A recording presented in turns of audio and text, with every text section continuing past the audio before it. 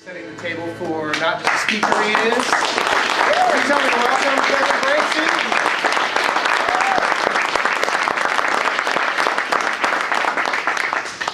So I love that video because we have a lot of people that are in the room. We have a cross section of people who speak to grow their business. We have a cross section of people in here who speak because they love it. They want to serve people. They want to help people. And we have a group of people in the room that want to be professional speakers. And so tonight we're going to cover a little bit of it. I think we're going to talk about life, we're going to talk about business, we're going to talk about speaking, we're going to cover a little bit of everything. And then I also want to give you guys the opportunity to ask some questions of him as well. I don't have an official bio for you, so I'm going to give you my version of it. Kevin is co-founder of Life Changers International. He's been an international motivational speaker for 14 years now? 15 years, somewhere in there? 16th year, yeah. Someone called me old earlier because I had a 20-year high school reunion this weekend, man. What's up with that? For, what was it, 6-7 years, you were the top-rated youth speaker in the entire country. Traveled 2 years with Les Brown. For those of you that don't know Les Brown, traveled the world with Les Brown. Spoke on huge stages. You've been in arenas, you've been in classrooms, you've been in gymnasiums, and you're here.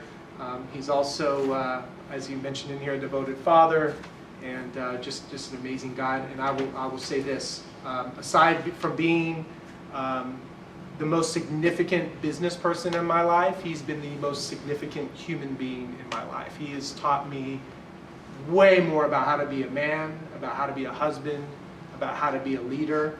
And I'm just so grateful that you're here, man. So thank you. I appreciate you. So there's a lot of sides to Kevin. This is an example. These are all his brands. There's a lot of brands behind this man. And we'll talk a little bit about all these. Everything from his shows, First Step for Speakers, which is how I first met you. That's how I met Dion, I think, as well for the first time. And he's got the brands. Look, he's got fashion. Right? We got fashion. You're an author. A couple years ago, you released book. You've done tons of audios. I stole all kinds of stuff. The internet's beautiful, Mark Germanos. You can get whatever you want on there, right? So, and this is a picture from the show here. So what I thought we'd start first is, all right, so there's a lot of varying stories on how we met. Okay? So I'll let you tell your version, but I'll add mine. You tell the truth. Yeah. I just remember getting a phone call from Brian, and I get a lot of text messages and emails. Let me back up. I would be remiss to even get started without, showing you the respect that you deserve. This guy came to a First Step for Speakers conference that we had in Los Angeles. He just rolled the dice and said, "I'm going to go." And he came up there, and I know he was skeptical. I know he was kind of sitting in the corner like, what is this going to be about?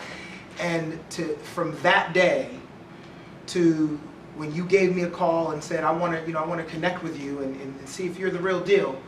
And we went to BJ's in Elk Grove and talked, and he threatened me. Okay, so this is where the story changes all the time. Because I got to set this straight. We're being recorded right now. In this business, how many of you know, like in your own individual business, there's a lot of people make more money teaching you how to do the business than they've ever made doing that business, right? So there's a lot of speakers teach people how to make money speaking who don't speak. I just want to make sure he did that. Absolutely. I was very respectful. Yeah, he was respectful. Right. He said, So if you lie to me, I will hurt you.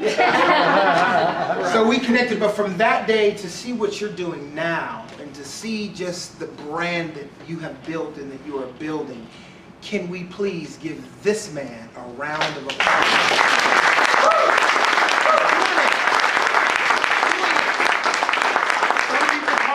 Some people talk about it and some people do it. There's been many people that come to the School of Motivation, come to First Step for Speakers, and talk. And there's some that make it happen. You are making it happen. Well, I appreciate it. And that's why I'm so grateful for you guys, because you guys know how hard it is to put on your own stuff. So I don't take anybody for granted that makes some time to be here. So tell us, give us the background, truncated version of. Background was I was a Amway distributor. That's where it started for me. Amway distributor, and years ago my wife and I started building the Amway business, and the gentleman came into my house and left me a tape How many remember tapes? Tracy Ferris, I remember tapes. Come on. Left me a tape, left me 2 tapes, and left me a book. The book was called Don't Let Anybody Steal Your Dream by Dexter Yeager. Anybody see that? And then the tape was, one was by a gentleman by the name of George Halsey, African-American male who was a big diamond in the Amway business. And the other tape on the other side was Les Brown. I had no clue who any of these people were. I didn't even read. I'd already graduated. I don't want to read. Don't leave me a book to read. Show me how to make the money. Well, he left that at my house. And the first night I didn't touch it. Second night I knew he was coming back. So I opened up the book, Don't Let Anybody Steal Your Dream. In the first paragraph of the book, after reading that, I didn't have to read any more of the book. Shook my foundation. I'm a paraphrase. Basically said, every building you see, every piece of clothing that you wear, every car that you drive, home that you see, apartment, duplex, condo, everything first started in the mind of a human being. At that moment, when I read the paragraph, is when I started to dream and see a different picture of my... Only thing I was doing at the time was playing professional baseball. I did not see another vision for me until after reading that paragraph. I read that paragraph and said, so you mean to tell me I can do something more than play sports? You mean to tell me I can have my name on a building? I mean, I just didn't know. I was just starting to dream. So couple that with the tape that I put into my tape deck. Les Brown. It got stuck in my tape deck. Every time I turned my Pontiac Grand Am on, the tape was on. I couldn't turn the tape off. I couldn't rewind it. I couldn't forward it. Over and over, I'm hearing Les Brown's message. I would tune out, but it was hitting my subconscious. It was changing me. It was making me more confident. It was making me be able to walk up to someone and say, hello, how you doing? My name is Kevin Bracy. I'm coming from a baseball background. I don't know how to act like a business person and I high-fived and, you know, tapped. So after listening to that tape over and over and over and over and over and over and over, and then going to meetings like this, and then going to bigger meetings, and going to huge meetings, and watching speaker after speaker after speaker. Everyone else would be asleep. It's 12 at night. They're still having seminars at Amway. Everyone's asleep, but me. Because I'm watching those speakers. Because I feel like there's nobody else in the room. Now, sometimes we say that. I truly felt like there was nobody else in the room but me and the speaker. And through the tape, and through the book, and through watching speakers, I said, you know what? I think that's what I want to do with my world. People would say to me after my Amway meetings, they'd say, I'm not interested in your business, but, gosh, you motivated me. Have you ever thought about being a speaker? Now, I didn't know you could make a living. And that was the seed that got planted in me, and then I started to devour books. I started to devour tapes of different speakers telling their story. And I just kind of did that for a couple of years and just let it get on the inside of me. And at a certain point in time, I had to make a decision. What are you going to do? Are you going to build your Amway business and go diamond? Or are you going to become a professional speaker? And after a while, my life just kind of made the decision for me. Because I ended up I got in the Amway business in 1997. In 2004 is when I met Les Brown. And the moment I met Les Brown and shared a stage with Les Brown the first time, I still have the video of him handing me the microphone in Kansas City. When I shared the stage with this guy who I knew his story, I read his books, I was telling his story like it was mine. That's how I just studied everything about him. And after sharing a stage with him that one night, he looked at me that night, but he called me after we were done, after it was February 16th, 2004 at 9:45 p.m. in Kansas City. He handed me the microphone. I got a phone call from him at like 1:04 a.m. after we were done, and he was in his room and I was in mine. He was half asleep and I was bouncing off the walls because I had just spoken with Les Brown. I'm calling my mom and my brother, man, I'm gonna make it. And he called me up and he said, Kevin Bracy, I saw you tonight. I saw your work ethic. I saw how you study. I felt your passion. I felt your love for this game, for this thing we call professional speaking. I want you to be on the road with me. I want you to travel with me. I want you to open up my stuff with me. I want to give you, he said, I'll never forget what he said. I know exactly what he said. How many know I know every word? He said, he goes, I could turn over $20,000 engagement to you right now. You're ready. Now, I don't say that to you to brag. I say that to you because it gave me validation and confirmation that I could do this. I tell you right now, anybody in this room, if speaking is what you want to do, and you have a passion for it, to me, you don't choose to be a speaker. To me, speaking chooses you. That's just how it was for me. I wanted to become a speaker, but it got to a point to where, for me, it was either speak or die. I don't want to do anything else in my world. I wanted to become a professional speaker. After playing baseball, it was speaking. I didn't see any other careers. I didn't see any other job, and I burned the boats. And I was, and my wife, I'm so grateful. She goes, whatever it takes, babe, whatever it takes. Every time I said, babe, I want to do whatever it takes. And as she started to see some success, how many know she said, whatever it takes? She started getting pom-poms came out. But she believed early on, and she knew that would be, that if we put our mind to it, we could do it. And for me, I took the things that I applied to play baseball, because to have a dream to become a professional baseball player, it's like 1 in something million that can actually become a reality. But when I signed my name on that contract, after graduating from college, I knew that I did this. My work ethic did this. My discipline did this. My talent did this. My practice did this. If I take this same stuff that I put into baseball and I put it into speaking and did not take no for an answer, and failure was not going to be an option, I could do this. And I'm so grateful that I never stopped. When everybody was in real estate and making tons of money and giving me a call, Kevin, you need to get in real estate. What are you doing speaking? You're broke. I'm making money. Everybody was going in that direction, and that's when it was hard to get my speaking business off the ground. I am so grateful today that I stayed the course. It's going to take a good 10 years to build anything that's going to give you the legacy that you want financially long term. It's going to take 10 years. You got to have a long-term vision here. It's going to take 10 years. So after 16 years, I'm excited. I'm not nearly where I want to be, but I'm still one of the happiest men alive, even as my son sits in the hospital, right now in a hospital bed as I sit here. I'm still one of the happiest men alive, because I'm doing what I love to do, and I'm making a living doing it. And I know anybody can do it. Yeah, and I think you make a good point to pull out of that you're talking about the speaking business, and that applies to the people who want to be speakers, but this also applies to just building a business. You can become a businessman, an owner of multiple brands and everything else. So just for a little bit, so I got a picture of, this was when you gave Les the Lifetime Achievement Award, right? Yeah, this was Cleveland, Ohio. I just got done speaking and hosting a Les Brown Speakers Showcase, where I would just introduce the speaker, and they'd come up and introduce the speaker, and they'd come up, and it sounds a lot like Monstars. That's where Monstars came from, as I was hosting that.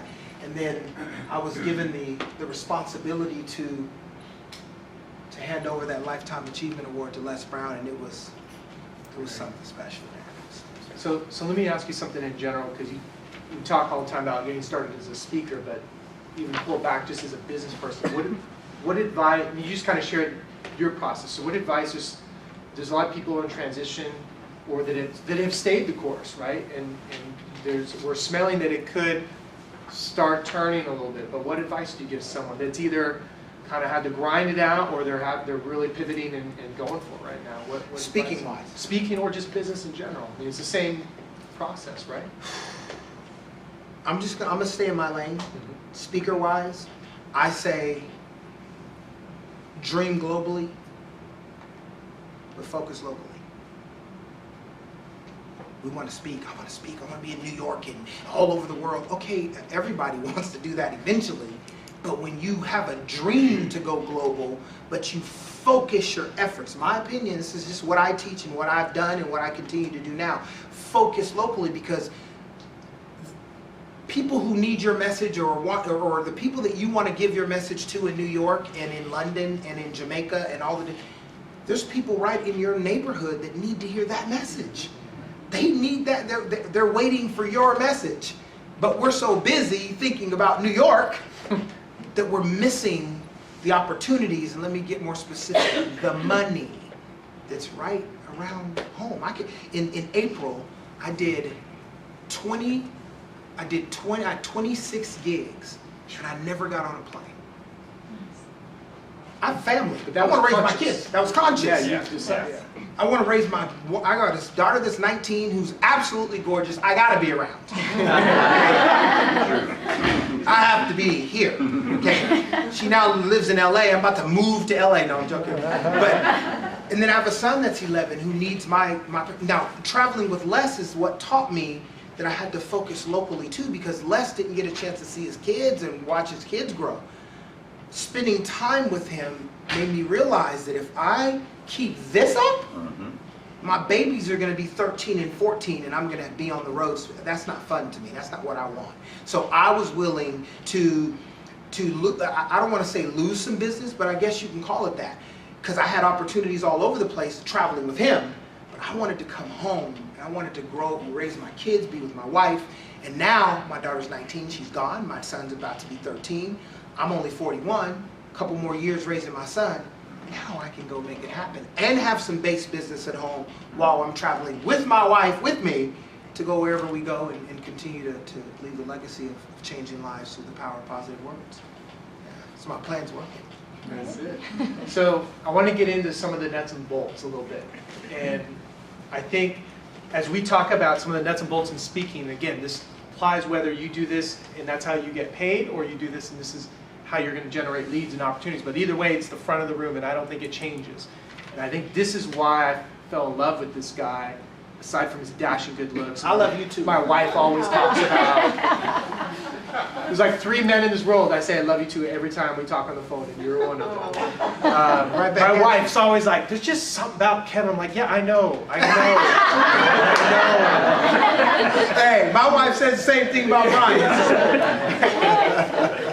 So I want to talk what I think separates you, and I think what saved me from going down a wrong path, because a lot of speakers come up in front of the room and they think it's their opportunity to sell, their opportunity to take advantage, their opportunity to manipulate. And there's no right or wrong way to do this. There's just different ways. And this is why I think I just found the guy I was supposed to, right? So I want to talk a little bit about preparation. See, I stole this right off Twitter. You did. See? Mark, internet's a beautiful thing, baby. This was a Twitter post from Kevin. If you guys saw us when you came in, we were in the lobby. We're going through show notes because he's getting ready to put on the Monstar show next month. And this is how it happens, man. And most professionals, period, but most speakers do not do or have the discipline that you have and that you teach for preparation. So I wanted to ask you, can you just talk us through, when you get a gig, what's your process? Okay. First step in the process is secure the date. Money, money, money, money, right? Secure the date. Once you get the date secured, what I do is we send over a meeting information sheet or an information sheet. In that information sheet, it's a series of questions, because we have things that we want to talk about, but it's not about what we want to talk about. Les Brown told me that it has nothing to do with us. He said, Les taught me this, follow me here. He says, a message, a speech, a presentation, in and of itself has no value. What gives a message value is when you take into consideration who's doing the listening and delivering the message in a way that they can hear it. So it's focusing more on who's listening than on what you're saying, and delivering your message in a way that they can hear it. And the person who signs the check, when they see that you're doing that for their group, guess what they're going to do? They're going to bring you back in every time, because you're not just up there talking about what you want to talk about. You're talking about what they want, what the person that's signing the check wants you to say, but you've done enough homework to know how to deliver your message that they can hear it. Does that make sense? I send over that meeting information sheet. I get the information sheet back, and I begin to construct a message based upon all of my years and years of journaling on different concepts, whether it be leadership, whether it be change. Some people say, what do you speak on? I'm one of those guys that's few and far between in the industry. I'm not putting myself on a pedestal, but I'll go to an elementary school and speak 3 times in a week at an elementary school. That same week, I'm going to do 3 middle schools. That same week, I might do 2 high schools and a college. That same week, I might have a Keller Williams or a Mission Hills Mortgage Bankers or a California Association meeting or whatever it might be.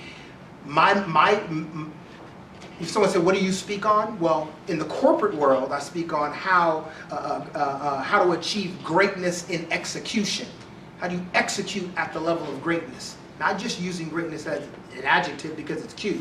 Greatness has definitions. One of the definitions, everybody say best effort. Everybody say best focus. How do you execute at the level of greatness every single day as a sales professional? That's what I will do in a corporate setting.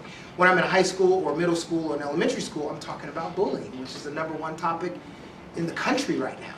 And my calendar with bullying assemblies is going crazy.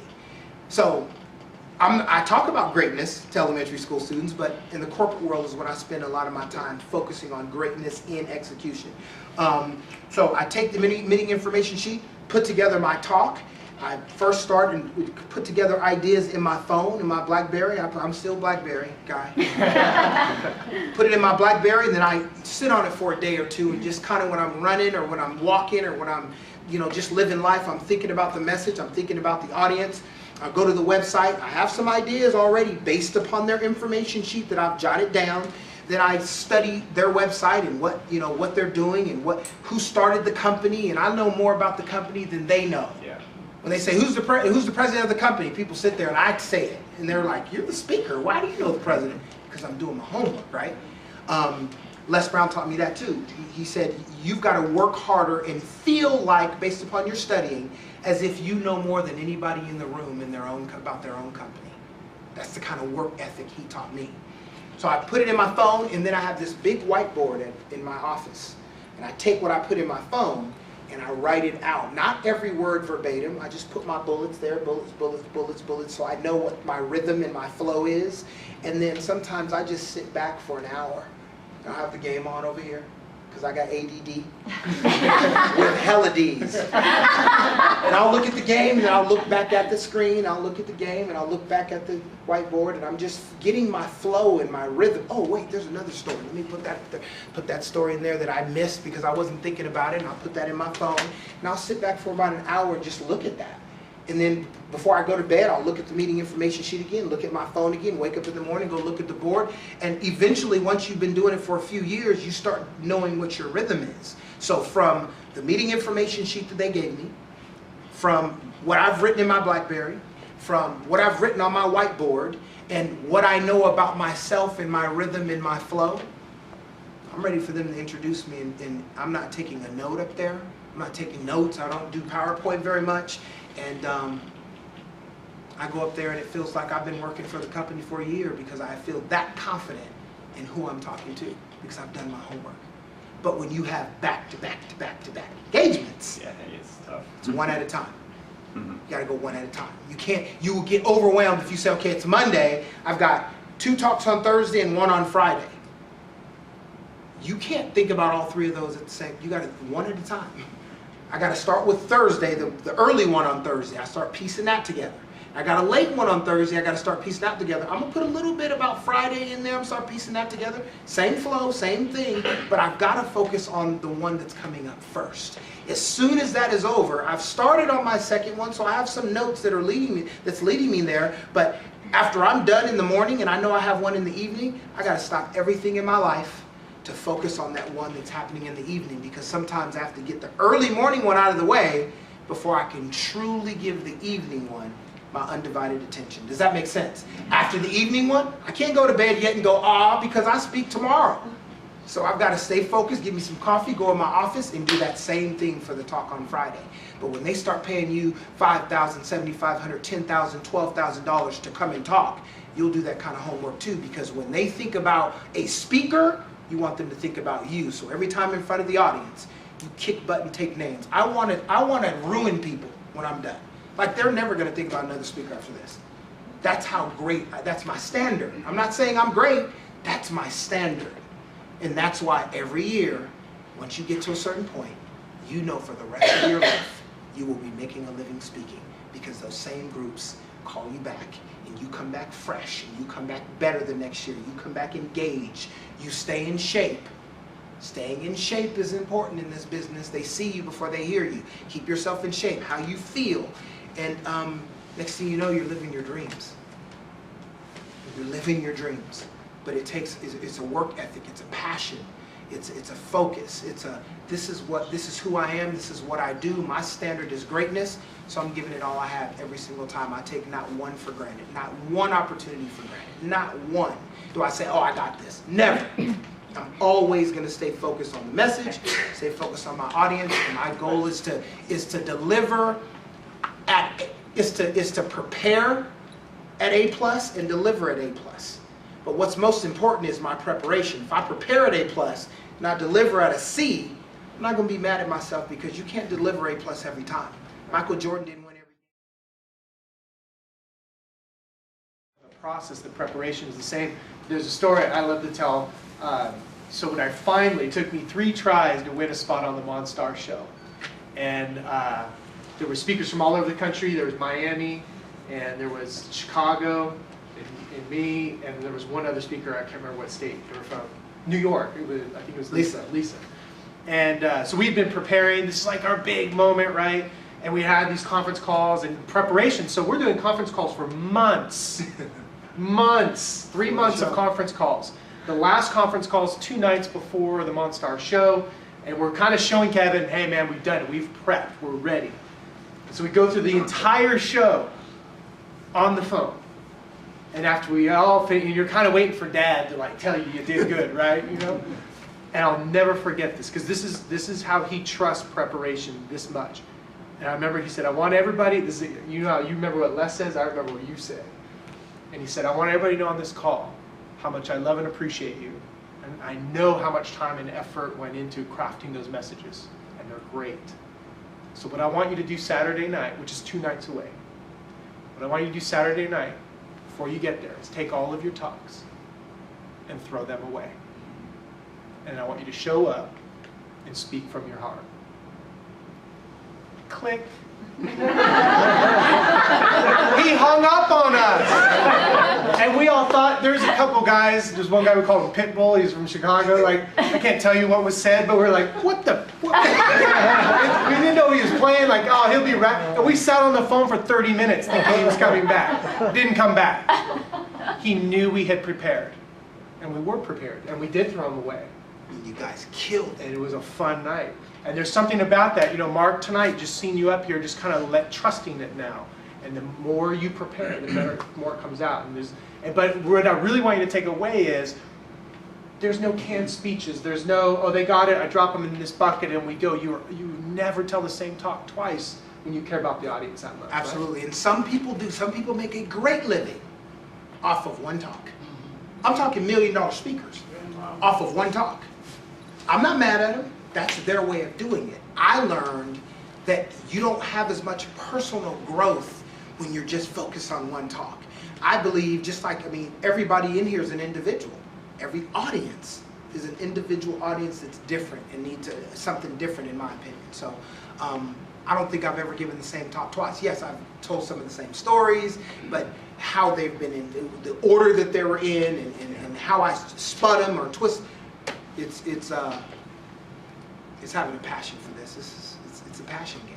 If you really want to do this, anybody, I believe, can do this, because I had no real training. I just wanted to become a speaker. It wasn't like I took classes or anything. I just wanted to become a speaker, and then it got on the inside of me, and I'm like gone now. I'm like speaker drunk. So, remember that shot? I do remember that. So that's AT&T Park. Kevin speaking there 2-3 years ago? 2 years ago. So let's talk about speaking. You know, we talked about preparation. Now we're going to talk about the delivery. And I think the most important thing I'd love for you to share is your concept, because not all of us are great speakers, but you can still speak, right? You talk about this concept about connection, not perfection. Can you share that? Connection, not perfection. Sometimes we feel like we got to be perfect up here. Like every word that we speak and enunciation. Look, it's not about that. It's really not about that. It's about, can people feel your heart? Can they feel that, what do you say, people like to do business with people they know, like, and trust, right? People like to listen to people that they feel like they know, like, and trust. So I learned long ago that it's not about standing up here and being perfect. Oh, don't put your hand in your pocket, and don't do this, and don't do that. No, no, no, no. Love the people. If you just choose to just love who, I don't know who no one is. I've met a few of you, but I don't, it doesn't matter. When you come from a place of love from the front of the room, it's not about being perfect, it's about connecting with people. So for the people who stand up here and think, you gotta be perfect, you don't have to be perfect. You just have to connect with your heart, with your body language, with your tone. They have to know that you care and that you believe the words that you're speaking. It's not about perfect. It's not about being perfect and knowing yourself. What am I gonna say? What if hey, if your mind goes blank, say, you know what, my mind just went blank on, what was I talking about? I mean, it's friendly. When you're connected like that, it's not even like you're standing up here, you don't even feel nervous because you love the people and they're like friends. And you gotta love them that way and speak to them that way. I try to get myself in a state before I walk in front of any audience that, you know what, don't matter who they are, I love them. I'm gonna speak to them that way. Sometimes if I'm going to speak to some at-risk youth, I say, okay, I'm going to speak to a bunch of my nephews and nieces, and I'm going to treat them like that. So when I walk up and I say, hey, I know I've never met any of you, but there's something that I know about you and I don't even know you. What I know about you and I don't even know you, and they're looking at you like, what is he going to say? You have greatness within you. I'm going to talk to you today like you're my niece, like you're my nephew. Or like you're my daughter, like you're my son. I've got a 19-year young daughter and a 13-year and 11-year young son. I'm talking to you from that space today. Is that okay with you? It's just love. It's loving people, connecting with people. So you've talked about that and what you're trying to infuse. So you've talked about this shift that's happening, and not that you have total respect for the old school, but there's this shift you call the new generation, right? New generation. You're kind of grooming this new generation of speakers. So can you talk about that? What are they doing different in the front of the room or on the stage, or what's different about it? First of all, what I'm trying to teach new speakers is you got to be who you are. You got to be yourself. Sometimes we think we've got to always wear a suit and a tie and we're dressed in I mean, business speakers, that's different. But for me and the speakers that I teach, I say be who you are. I wear a hat, I wear earrings, there was a time when I was going to kind of let myself go to, acquiesce to what everybody else was doing in the industry. I got to a place where I said, I can't do that. Les always had me in a suit. You got to wear a suit. I sweat too much to wear a suit. That's why I take a towel with me. I can't. If I was up here right now, I'd be dripping. The suit would be wet. I'd be wet. You guys would be not focused on me. You'd be like, does he know he's wet? Yeah. So I don't do that. You have to be who you are. Be yourself. And the new generation, it's about motivational entertainment. People would rather be entertained than motivated. So I don't even call myself a motivational speaker anymore. I'm a motivational entertainer. I deliver my message with passion, but I'm going to entertain you at the same time. So that to me is what the new generation of motivational superstars are doing is we're not just up there motivating, we're motivating you, and the way we deliver our message, there's an entertainment factor in there. And that's what it's all about. That's the difference. Because the old school, who I got a chance to spend a lot of time. Les took me around great men and women in the industry. Mark Victor Hansen, Jack Canfield, the late great Stephen Covey gave me pearls of wisdom. Harvey McKay, Tom Peters, Barbara DeAngelis, John Gray, some of the greatest in the game. And they all were in suits and ties and doing their thing. And I was like, I want to do it like that. I want to do it how I do it. And that's what I, encourage other speakers to do. Be you. If you have a different crazy style, do you. And they will love you if that's really who you are. Be yourself. Motivational entertainment. When Les was in town late last year, and the three of us were standing there, and he's still giving Kevin a hard time about his earrings. All the time. Come on, man, take those earrings out. I said, man, I'm with young people all the time. I connect with them. So you need to get some earrings, Les. And he does get wet. Yeah. Right? Yeah, he does too. I tell him, you need to take a towel. He doesn't listen to me. Yeah. So I want to talk a little bit about marketing, because this is something that you always kind of, I don't know, you talk about, oh, I'm not a marketer, I don't have business cards, I don't have, for a long time you didn't have a website, and yet you've built these monstrous brands, right? And now everything's on his towel, it's everywhere. Socks, right? look, the socks, you see the socks? It's got everywhere. So It's talk a everywhere. little bit about how you started incorporating marketing, because you taught me something that speaking is an extension of our brand, right? And you're fierce about your brand. It was a great lesson for me. Because when you start having success, whether it's in front of the room or just in business in general, people want to come ride that coattail a little bit, right? And that's happened to you, so you've helped a lot of us navigate that. So can you talk a little bit about just what did you learn in this process? How did you become such a marketer?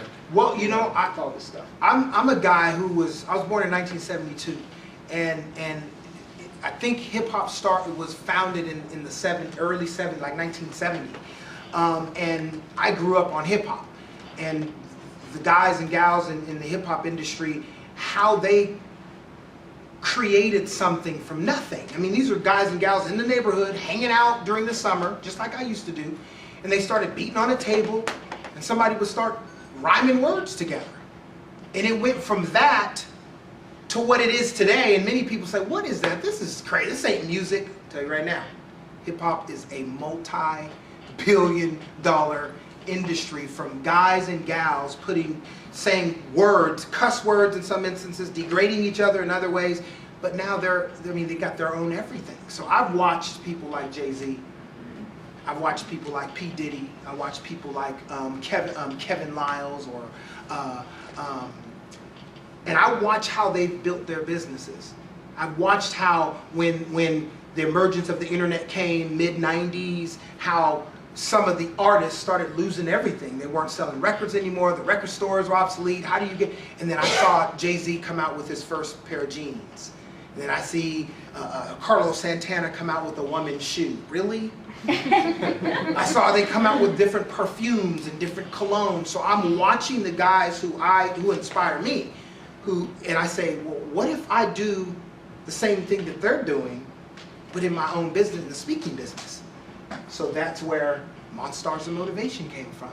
It was a show that I was watching, hip hop show called Def Comedy Jam. Anybody ever seen Def Comedy Jam? I'm watching Def Comedy Jam on HBO. I said, are you kidding me?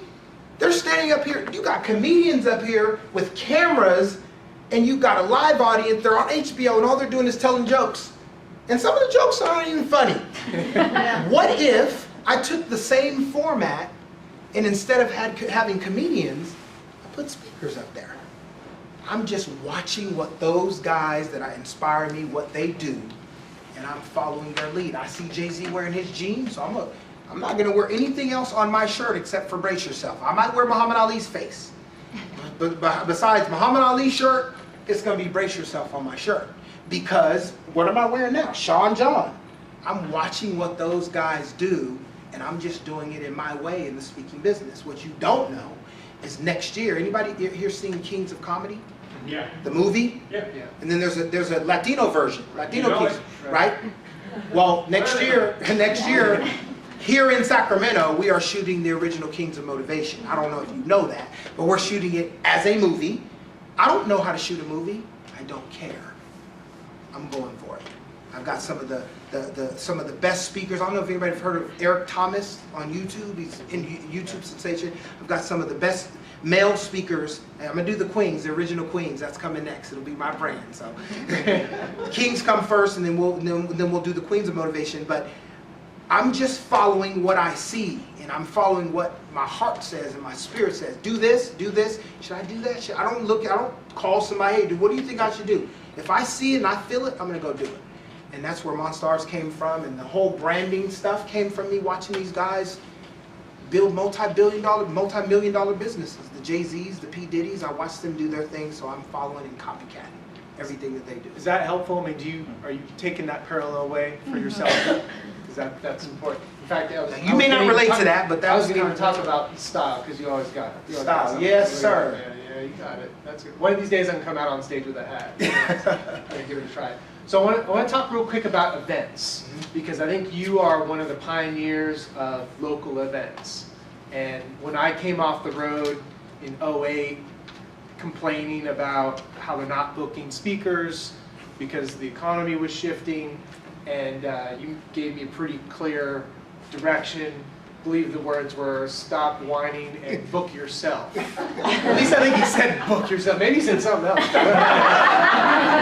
So can you take a minute and just talk about, putting on, because there's a lot of people here that could benefit from putting on their own, whether it's 10 people or 800, 900 that you've done on your own. So talk a little bit about how maybe that first Monstars, you signed the contract. Yeah. I mean, the liberation in knowing that when you put on an event that you know how to get butts in the seats, there's something so liberating about that. You don't feel like you're at the mercy of anybody booking you because you have the ability to book yourself.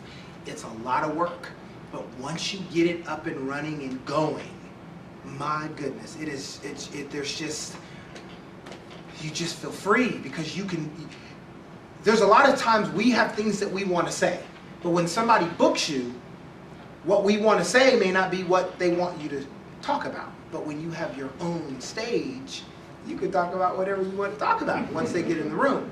But this Monstars show came from Def Comedy Jam, and I remember when I first, got the name of it, Monstars of Motivation. I was like, what is a Monstar?